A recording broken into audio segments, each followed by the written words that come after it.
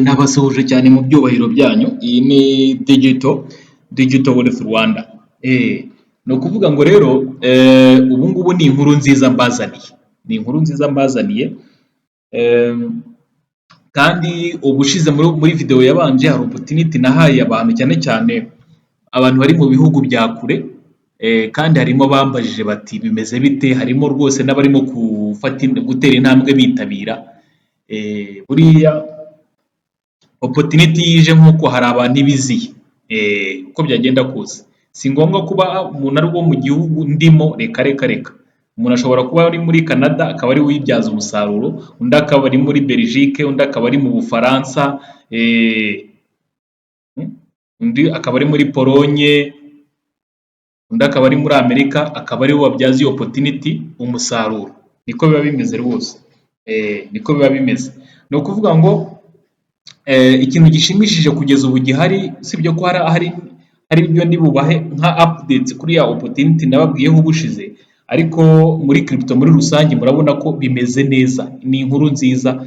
Ni ukuvuga ngo Bitcoin yazamutse ku rugero rushimishije cyane ku bantu ba swing trader. Ni ukuvuga ngo kuva ku itariki 10 z'ukwa 10 2024 ejo bundi aha, umuntu washoboye kwinjira mu isoko agashyira stop loss hariya hasi, ni ukuvuga ngo aya mafaranga yose ubwo ni aba swing trader, niba abantu bafite igishoro kinini cyane, abadafite impungenge ku bijyanye n'isubira inyuma ry'isoko, bafite igishoro yiyaminiye rwose. Ni ukuvuga ngo Bitcoin yazamutse uyu munsi igera ku bihumbi 68,400, 68,400 ibihumbi by'idolari. Yageze kuri icyo giciro Bitcoin, so irimo irazamuka ku rugero rushimishije. Urabona ko ahangaha igeze ni kuri strong resistance hejuru nkuko birimo kugaragara, ariko mu kanya hari amakuru meza bafitiye kuri ya opportunity n'ubundi nababwiyeho ubushize. So urabona ko chart rwose iri healthy, imeze neza. Chart imeze neza rwose ya Bitcoin, bivuze ngo amafaranga arimo araza muri iki gisata ku rugero rushimishije. Bivuze ngo ba bandi bafite izo babitse bigomwe muri holding, byanze bikunze ubu ngubu bameze neza kubera yuko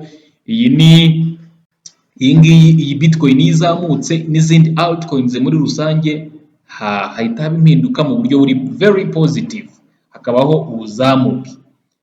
Amatora muri Amerika nayo aregereje, n'ejo bundi ku itariki 5 z'ukwa 11 2024, kandi umusaruro azatanga uzagira icyo werekana muri iri soko. Umusaruro ari amatora azatanga nawe ufite impact ikomeye cyane mu isoko rya cryptocurrency.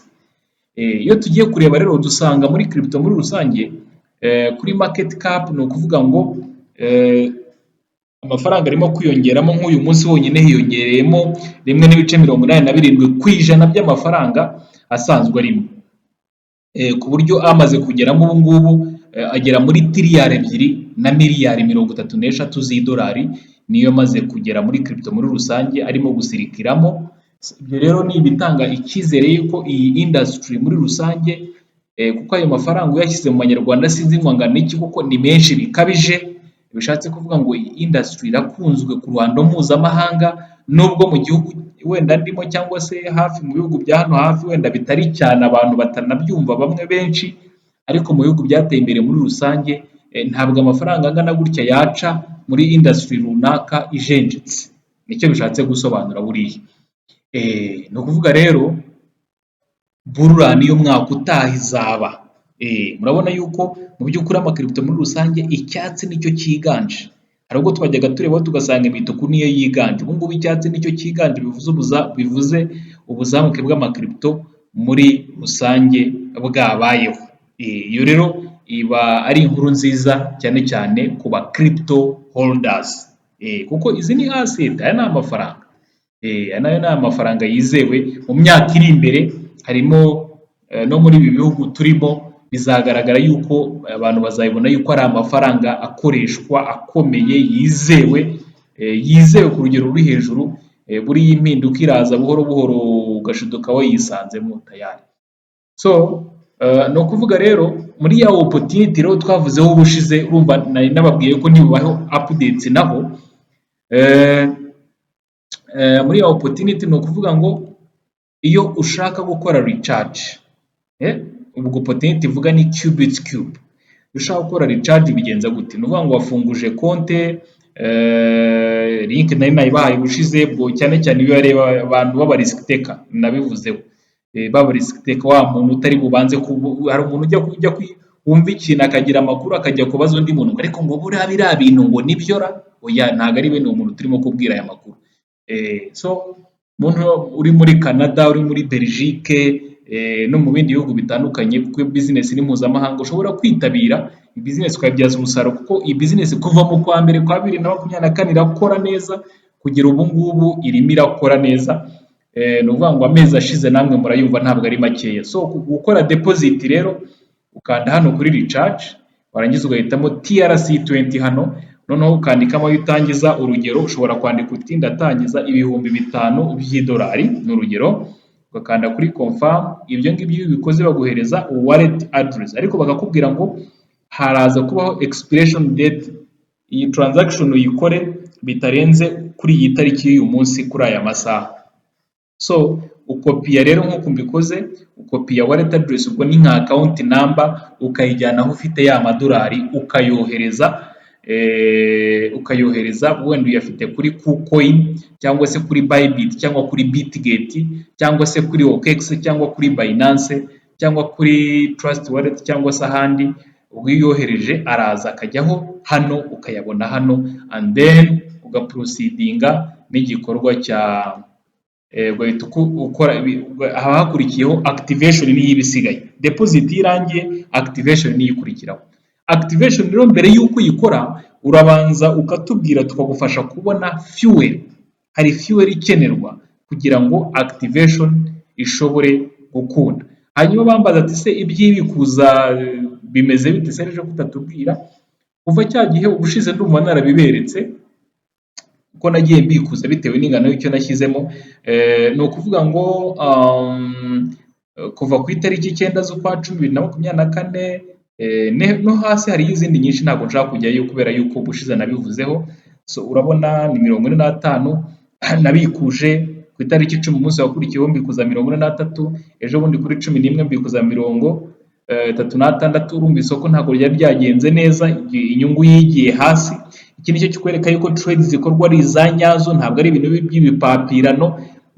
Urareba ugasanga bacuruje Ethereum, ejo wareba ugasanga bacuruje Ripple, ejo bundi wareba ugasanga bacuruje Link, gutyo ya makripto afite utility asobanutse. Kuri 12 ejo bundi nungutse 37, ejo bundi kuri 13 nungutse 40 na amadolari. Aya madolari 40 iyo dushyize mu Nyarwanda ni 53.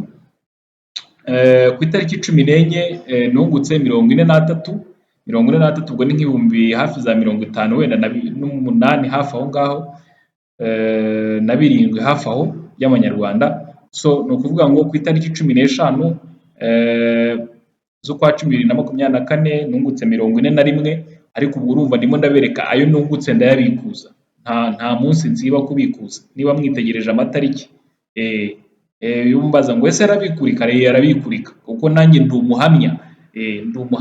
Izi ni records za withdraw, dore ngibi biranditse hano. Uyu munsi turi kuri 16 z'ukwa 2024, dore ngaya ya nyuma nabikuje nyine ajyanye n'uyu munsi ndiho. Ntabwo nsiba, sibyo? Ntabwo nsiba. Ubwo urumva rero niba mbikuza buri munsi bikemera, iyo mbikuza bintwara iminota ingahe? Ntabwo igirenga 20 amafaranga abangezeho. Hanyuma yakugeraho ko tubona ari amadolari bikagenda bite? Icyo gihe kubera ko ngewe nyohereza kuri Binance, yagezeyo ndavunja, nkavunja amanyarwanda kugira ngo aze kuri mobile money cyangwa se kuri bank. Ibyo bintu se murumva bitoroshye? Ibyo bintu biroroshye cyane. Iyo opportunity navuze yuko ireba aba risk taker. Nta muntu ushaka yuko aza gukomentinga avuga ngo urabona ngo ibyabanje. Oya, nta mateka tujyamo hano, nta mateka tujyamo. Kandi muri risk taker ntabwo aheranwa n'ahahise. Oya, areba imbere aho agana, bimeze bite, nagerageza iki, ko mbona abandi bigenda, none se ngenda vumye, ngese ntibyagenda neza. Kandi ubona wenda akareba yakabona yari makeya, oya biraterwa njye n'icyo nashyizeho nagiriye ubushobozi bwo kubona. Hari abandi bunguka amadolari 150 ya buri munsi, babikuza iry'itanu rya buri munsi. Tugera Zoom gatatu mu cyumweru, dufitemo n'abantu babikuza 400 ya buri munsi. Abo nabo barahari bitewe n'ingano y'icyo bashyizemo, bitewe n'ingano y'icyo bashyizemo. So ni ukuvuga ngo rero ibyo ari byo byose hari igishoboye kumvikana, ariko iyi bitcoin mwabibonye yuko irimo iratanga courage yuko muri crypto harimo gushyirwamo amafaranga, kandi n'iriya cube nari mbabwiyeho naho ubucuruzi bukorwa n'ubwa cryptocurrency, ni uwo murongo turimo, ntabwo tugeze tuwusohokamo. Igisabwa gusa ni ukuvuga ngo ukanze kuri like no kuri subscribe kugira ngo updates dutanga ku bijyanye n'iki gisata amakuru agiye akugeraho ku gihe. Turi kumwe cyane.